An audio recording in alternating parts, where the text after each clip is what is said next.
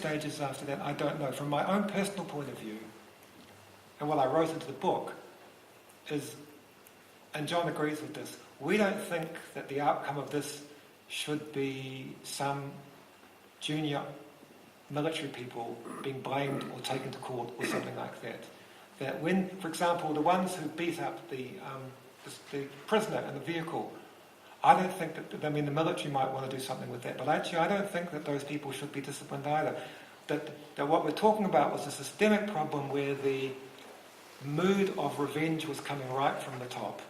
And so to punish individual lower level military people, ex-military people, would be a really disgraceful way of dealing with something which is actually bigger than that, and about systemic things, and where we should just front up about it properly.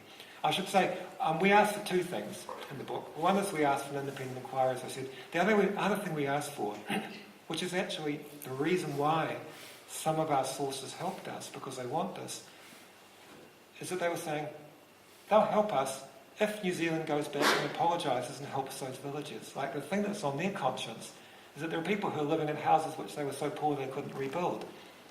And there are people who lost their children, or whose parents still got metal in them and can't walk properly or something, who the person who's supposed to run the farm. We should be going back and helping those people. So quite apart from the potential war crime side of it, there's a very simple thing that Bill English should have done straight away, which is to set in motion an inquiry into, a simple inquiry into who did we hurt and how do we repay it to them somehow. Although you can't bring back dead people, whatever you can do for them.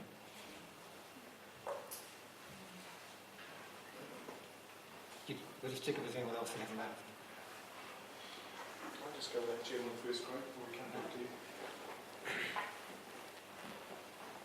Nicky Hager. I've read the book, and I'm just sitting here wondering what practical things I can do to exert pressure on politicians to take this further in terms of a pressure for an inquiry.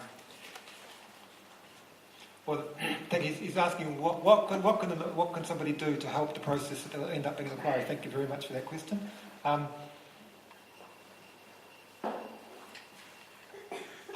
So I think the main way that something like this will be resolved is simply by not being forgotten. That while it's not forgotten, it will eat away until something happens. And so the main thing that anyone who cares about it needs to do is to make sure it doesn't get forgotten. So seriously, the best thing, this is for the rest of you too, the best thing you can do is read the book, find out about it, understand it, actually think that this matters, and then tell other people about it, so that people, because the way a society like ours works is that you're not going to get 4-point-something million people read a book. In fact, you get a minute, tiny proportion of them doing it, but somehow, mysteriously, if people actually understand something and they know about it, and enough people do that, and a reasonable number of people, educated, informed, and articulate people do that, and then they talk about it to other people, that's the main thing that keeps an issue alive and makes it impossible to stop. So I know it sounds small compared to, a petition or a protest or something, but actually the most important thing is that people find out, care enough, and actually think that this matters, and read it and understand it, and tell other people about it, and encourage them to do it. In other words, that it's not the usual hope of PR people, which is that it won't survive the news cycle and then everyone will drift off to sleep again. So that's the main thing. The next thing that happens is that it genuinely is not going to go away. I'm sure of this. If it's the legal case, I've already had 2 more SAS people approach me since the book came out, and I'm suspecting there's going to be more of them. Just the message we're getting from inside, John and I are getting from inside the SAS, is that there are plenty of people there who are gritting their teeth and not feeling happy hearing the denials and the way that they're not fronting up on it, but they're not acting with honour about it. And so the other thing that would be really helpful is if at each stage of this happens, when you're in my position and you put out a piece of work or you speak in the news, what often happens is that everyone who disagrees with you is marvellously vocal about it, and the people who agree with you look on sympathetically. And what you actually need is for the people who are sympathetic and who care about these things to write letters to the paper and to comment and to ring up the MP's office, if you're lucky, I think your local MP might be the Labour Party spokesperson on defence. Just do stuff. You know, so when something, so you don't, I'm not suggesting you all have to go away and organise a 5-year campaign on this, because it's going to, don't worry, I really believe it's going to roll. But when stuff happens, when someone says it's all untrue, or there's an article in the paper for or against it, and when new information turns up and there's more articles on it, please write a letter to the editor. Please do these things, because it shows people care, and it means that it's not just the more or less orchestrated voices of opposition that will be heard on the subject. And in that way, between us, as a joint effort, I feel very confident this is going to keep going. Thank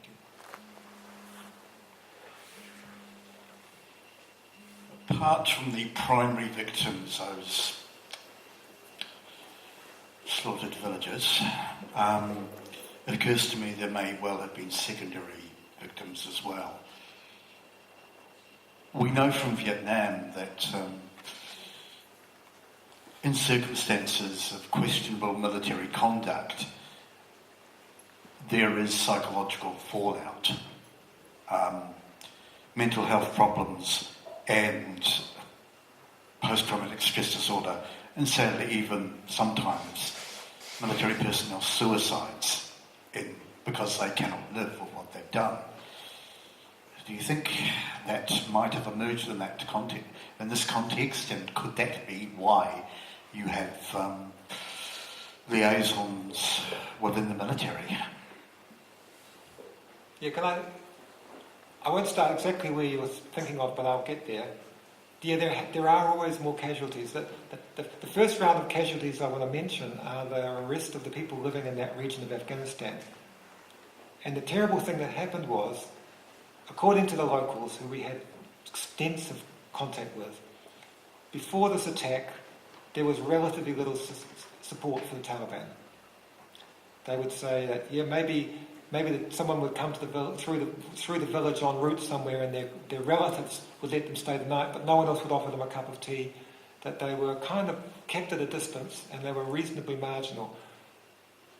In a large part, because of this attack, infuriated and upset so many people in that region, it helped the Taliban to take control of the entire region we talk about, which is called Talabafaq. It's a mountainous area of Afghanistan, which means that the first really major thing that's happened is that, in part because of the activities of our defence force, people are living under the Taliban now, which is not as good a life as they had before it.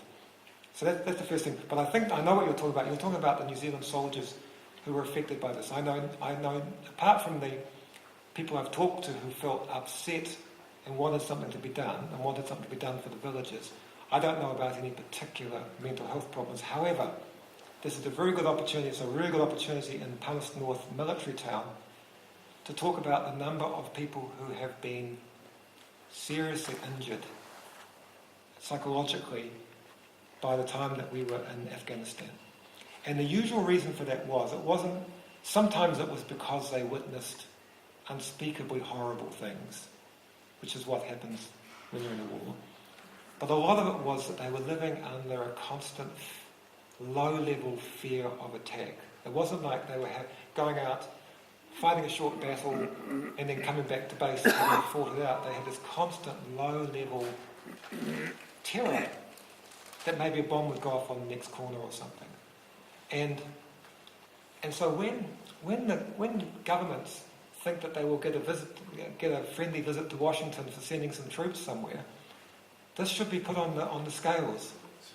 That when you send people off to an incoherent war that never really made sense for being there, and never did anything for the objectives we were supposedly sent for, that the official instructions for an explanation for why New Zealand went to Afghanistan was to help pursue the people responsible for the September 11 attacks in Washington and New York, we never did anything on that.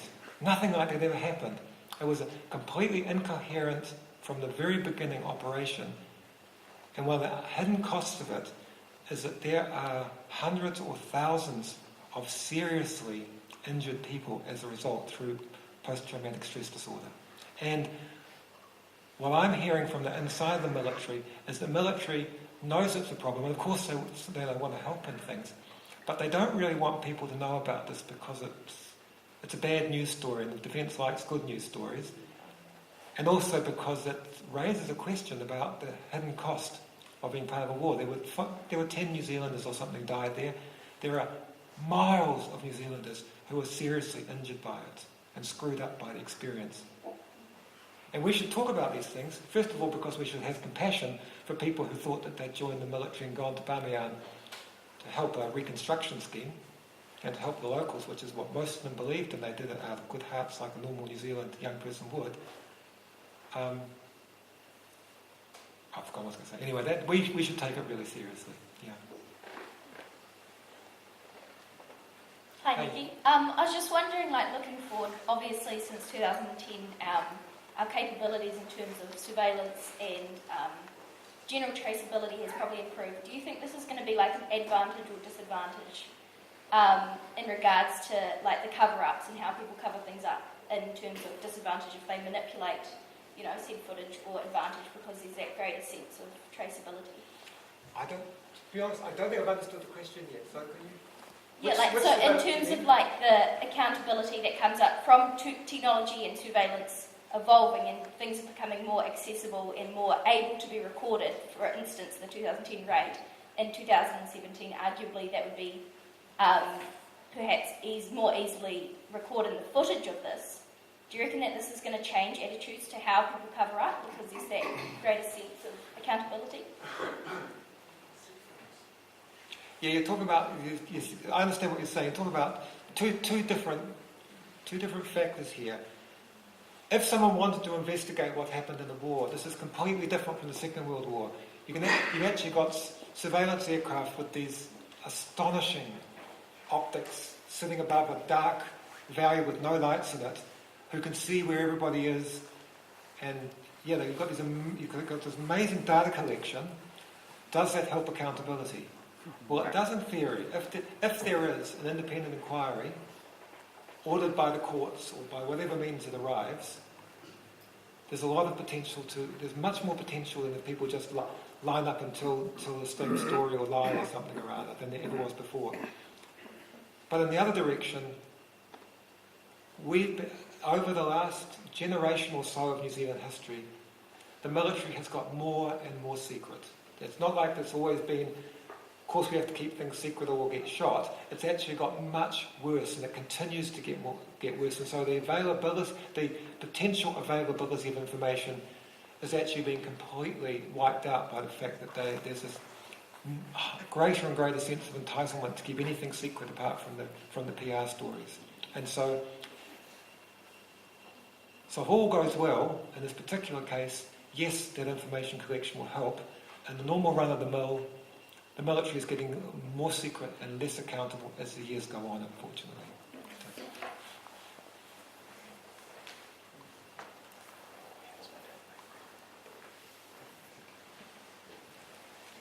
Just adding on to that last comment, I feel a lot of disquiet, like you, over the way ANZAC is growing and there's huge amounts of funding, and I feel we're getting a lot of pro-war propaganda.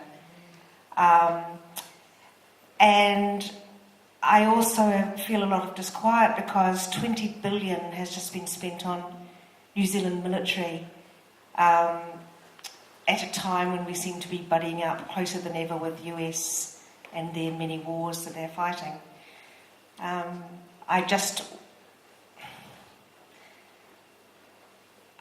I suppose it's not really a question, but I'm just wondering if you'd like to comment on that. Yeah. Do you mean you want me to talk about Anzac Day again? Since the very first years after the First World War, soldiers came home, most of whom would be appalled, I believe, by our modern-day Anzac Days. When they came home, most of them didn't want to have memorials put up and big stone things put all around the country. They wanted to have university scholarships and libraries and sports halls and things like that. And right from the very beginning, there was a different faction, in particular the Minister of Defence and his son-in-law, who was high up in Defence Force, who wanted to use the deaths and the remembrance as a great sign of New Zealand's allegiance to the Empire, as it was then. And so a fight went on in those early years where it was a decision whether we get those lumps of stone with names on them or the library buildings and things. In almost every case, the big lumps of stone won because of government intervention over it, over the wishes of the veterans who'd come home sickened in many cases and screwed up by what had happened to them. And then Anzac Days, down through the years since then, because I've done a study of it, this hasn't just started now, they have repeatedly been exploited to promote the war of the day. You get the most magnificent, Vietnam War speeches, and you get fantastic speeches about why nuclear weapons are necessary to protect the world on Anzac Days. We've had the whole circus down through the history of Anzac Days, so it's not new to have political speeches and politicisation of remembrance in New Zealand. It's been happening since the beginning. But the other thing that's been happening is something that's come from the US and more closely from Australia, where the Anzac Days have been given a kind of a holy status. And where we talk about the people who died with reverence rather than as just a terrible tragedy, which is what it is. And this reverence, which means that you can't...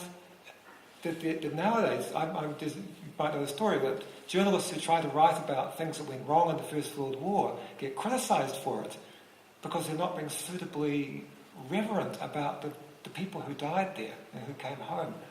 In other words, this very sickly, insidious thing has gone on, which I think has been deliberately encouraged and also partly just kind of foolishly picked up through some media and things, of making it that you can't, that's become a don't criticise the military day. And as I said before... Most of those speeches are given by politicians and non-veterans. He says most of those speeches are given by politicians and non-veterans. This may very well be true, yeah. There's a huge veteran peace movement. Yeah. Veterans for Peace. But what it means is that there's been this trick, which I call the sleight of hand, where many people's nice thoughts about granddad and thinking they're doing granddad or great-granddad a favour by wearing some medals is being translated into a political force where you can't criticise current operations. And this is really dodgy. It's completely epidemic in Australia, and it's been getting worse here. And those of us who care about these cultural issues and the effects of them should be talking about it and thinking about it heaps. Can I just get a quick reading from the room, how you're going at 8:30? Because we've got 3 questions lined up. Woman down the back, gentleman here, and then you. Circle. Now we're up to 4. You okay to keep on going with the questions? Great. Thank you. Sorry, Nicky, my question is kind of half-formed. It starts from what you said earlier about the psychological damage done to the troops that were there, the New Zealand troops. They say that confession is good for the soul. Where are you?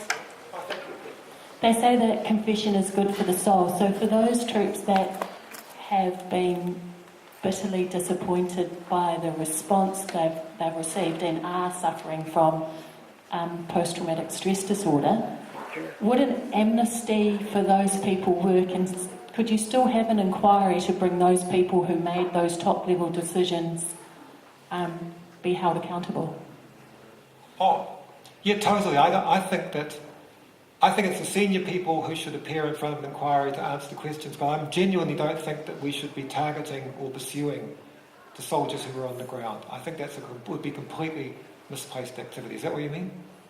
Maybe an amnesty for those who are wishing to come forward and discuss what happened? An amnesty, yeah, in the context of an inquiry, it would be an extremely good idea. But the one thing that we can't do is what the Chief of Defence Forces said and what the Chief of the Army said in the letter which was sent around all the Army people, which was, if you've got absolutely nothing went wrong. This is the Army letter that went around. It's hilarious. I've got a copy of it here.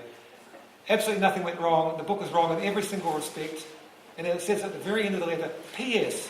If you think that anything in this letter isn't correct, would you please report it to your commander? I.e., keep it in the family, don't talk to anyone else. They're trying very hard to stop the information getting out. So if people are to have an amnesty to talk somewhere, it shouldn't be within the military, it should be to an independent body. But yeah, great, I agree. Since you have published the book, there have been three arguments that have been brought forward by the government or its representatives. One was the location for which you have fessed up, so to speak. The other was that some insurgents were in fact killed. Yes. My question with respect to them is, what was the evidence that they were insurgents or known before the event to be insurgents? And the third question is an attribution. Do you know what? Can I answer the second one first, because I'm really tired, okay? And I'll forget the second one by the time I finish the third. Can I tell you a fascinating story from the book, which is just one of the many reasons why I really recommend it to you, because I want people to know what's in there. The attack happened. None of the people, they didn't find any of the people who they'd been looking for.